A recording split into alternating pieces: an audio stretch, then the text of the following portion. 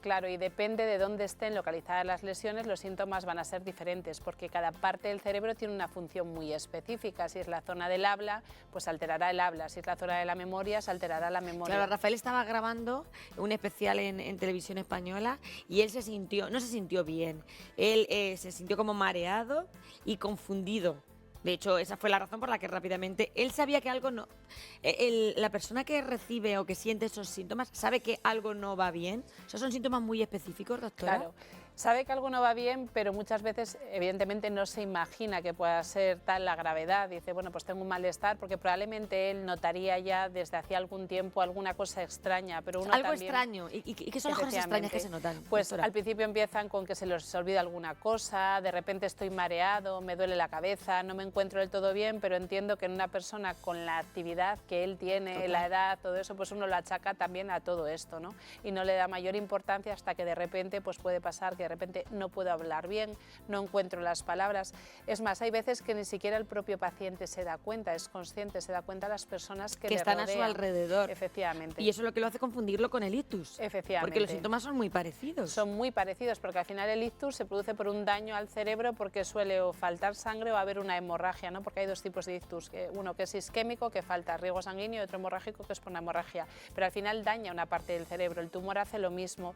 La parte positiva de este tipo de tumores es que es verdad que podemos conseguir una mejoría rápida, porque responden, por ejemplo, muy bien a los antiinflamatorios, a los corticoides. Los linfomas son tumores como muy especiales. Se dice que ¿Qué diferencia hay con otros tipos de...? Claro, hoy escuchamos linfoma y ya se nos viene a la cabeza el sistema linfático, entonces, Efectivamente. ¿qué diferencia hay con otro tipo de tumor cerebral? Pues hay una diferencia muy clara, que es que no son tumores sólidos. Por ejemplo, los linfomas son tumores que no se operan pero en ninguna localización, ni en el cerebro ni en otras localizaciones, porque son tumores de los linfocitos, no son de las células normales del resto del organismo, ¿no? La linfa es un líquido que circula por los vasos linfáticos, que son parecidos a los sanguíneos, entonces son tumores como blanditos al tacto, por así decirlo, ¿no? Entonces no se operan, se tratan siempre con tratamientos de quimioterapia, radioterapia. Que reducen esos tumores. Efectivamente. De hecho, pueden hacerlo desaparecer. Incluso desaparecer. Puede desaparecer. ¿Qué ocurre? Que tiene mucho riesgo de que pueda volver en el futuro, pero sí que es cierto que con las terapias se puede conseguir hacer desaparecer el tumor, y hay casos en los que incluso se puede conseguir llegar a hacer un trasplante que al final es como que renueva esos ¿Trasplante de linfocitos. células madre? Hay un trasplante de células madre, pero también hay trasplante de lo que se llama la médula ósea, que es como recambiar, por similar así decirlo, al ¿no? tratamiento que recibe una persona que tiene una leucemia. Efectivamente, ese tipo de Se trasplantes. hace un autotrasplante en el caso de que pueda utilizarse células sanas de su propia médula, y en el caso de que no funcionase se podría hacer un trasplante de médula. O sea que las personas, yo soy por ejemplo donante de médula, los que somos donantes de médula, podríamos ayudar a este tipo de personas que tienen un linfoma cerebral. Efectivamente, puede haber ese tipo de posibilidades. ¿Qué ocurre? Que los linfomas cerebrales desafortunadamente muchas veces ocurren en estadios ya muy avanzados, donde el paciente al final no es candidato, o edades muy avanzadas. En este caso, ¿no? se ha llegado bastante a tiempo con Rafael, ¿verdad? Dicen que tiene 2 lesiones, siempre hablamos un poco desde la información que Exacto, tenemos, que que nos es llega, muy parcial, totalmente. pero dicen que tiene 2 lesiones, quiere decirse que las células han viajado de un punto a otro, ¿no? Yo sí creo que probablemente sea un tumor que pueda desaparecer, pero tiene mucho riesgo de volver en el futuro, y él para un trasplante tiene varias dificultades. Una es su edad, que es una edad avanzada, y otra es el tratamiento inmunosupresor, que al final cuando hacemos un trasplante una de las cosas que hay que hacer previamente es dar una quimioterapia a dosis muy altas para dejar como el sistema inmune a cero, por así decirlo, para evitar ese rechazo, porque no deja de ser otro trasplante, ¿no? Totalmente. Y tolerar esto pues no es sencillo a estas edades avanzadas y con el antecedente del trasplante. Se trata con quimioterapia, doctora, también de esa forma que estábamos contando ahora mismo, porque sí que había leído también que la radioterapia puede ser un poco peligrosa. Claro, entre comillas, sobre todo a nivel neurológico. Efectivamente, la radioterapia es un tratamiento como complementario a la quimioterapia, y es verdad que en este tipo de tumores la principal dificultad es que hay que radiar habitualmente todo el cerebro, ¿no? Entonces no podemos dar una dosis muy elevada que nos asegure que no vuelve el tumor, pero esa dosis sí que puede tener algunos efectos secundarios, que a día de hoy cada vez son menos, hemos mejorado los tratamientos, pero todavía puede haber problemas, sobre todo a nivel de memoria y este tipo de cuestiones. Según nos cuentan pues sus familiares, las últimas declaraciones las veíamos de su exnuera, nos decía que, y coinciden con las declaraciones que también leíamos la semana pasada en las revistas de los miércoles, Natalia Figueroa contaba que él está tranquilo y que él se encuentra animado y bien. ¿Cuál es el estado de una persona que padece este tipo de linfoma? Pues este tipo de linfomas, cuando conseguimos al final empezar a tratarlos y se reducen, la persona puede pasar a estar totalmente normal, no tiene por qué tener grandes síntomas. Los tratamientos de quimioterapia a día de hoy han evolucionado mucho. Es muy importante, lo que decimos siempre, hacer un abordaje muy integral al paciente, ¿no? Si él cuida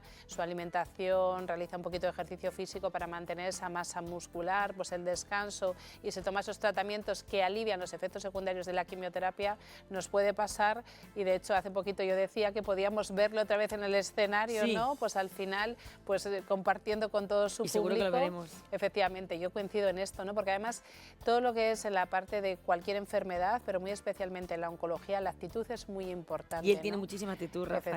Efectivamente, que él se esfuerce por cuidarse y tenga esa actitud positiva, proactiva, porque los pacientes, yo siempre repito la frase de Mario Alonso Puig, que él dice mucho de tienen que ser hacientes, tienen que implicarse, es súper importante, ¿no? Con lo cual, ya digo, nos puede pasar que pronto le veamos otra vez en el escenario con la precaución y la recomendación de los médicos de que no se nos agote, pero volviendo otra vez un poco a la vida Y eso pública. que decimos muchas veces, a lo mejor equivocadamente, que al ser una persona con más años ese linfoma va más lento. Es cierto que la velocidad de replicación con los años de nuestras células y a las células sanas es más lenta. En los tumores suele ser un poco lo mismo, pero también es verdad que esto tiene el lado negativo El de sistema que inmunológico también está más débil. Efectivamente. Entonces no somos capaces de tolerar las mismas dosis de tratamiento y esto nos contrarresta un poquito. Nos contrarresta. Doctora, la pregunta que nos hacemos todos, ¿se puede prevenir este tipo de linfomas?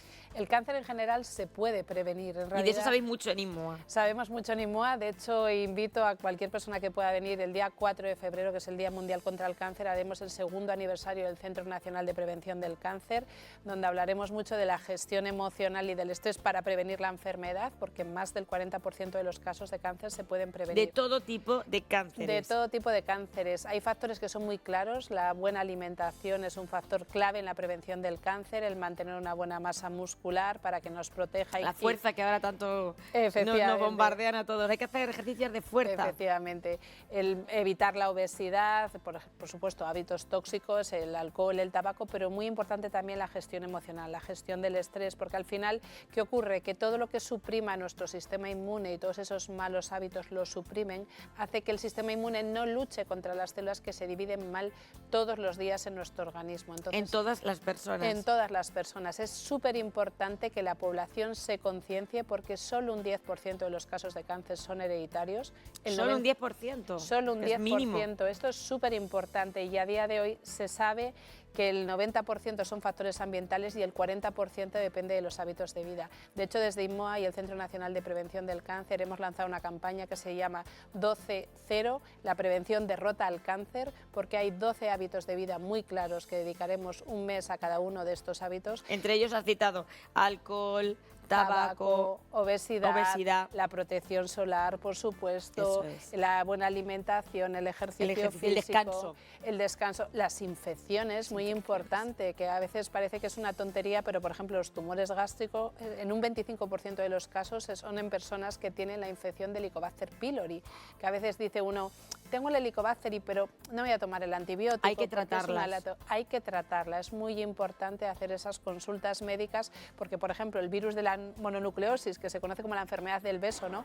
Predispone a los linfomas y a los linfomas cerebrales, ¿no? Que cuestiones que parece que no tienen mucha importancia. También luego se relacionó también con muchos casos de esclerosis múltiple y había una base ahí de personas que habían tenido ese virus. Efectivamente, porque al final todo eso afecta a nuestro sistema inmune.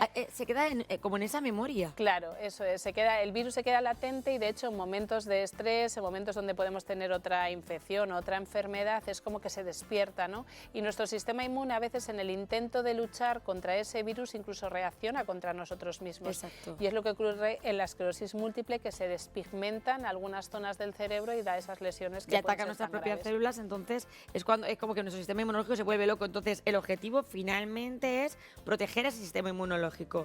Está claro que todos sabemos, doctora, que hay más cáncer que en otros momentos. Hay más información, hay, gracias a Dios, también más investigación, aunque debería de haber más, y vivimos más años. Pero también está claro que estamos mucho más estresados. No somos conscientes del daño que nos produce el estrés. Tú hablabas antes, doctora, de lo importante que es que estemos bien, que estemos emocionalmente tranquilos. Es fundamental. De hecho, el día 4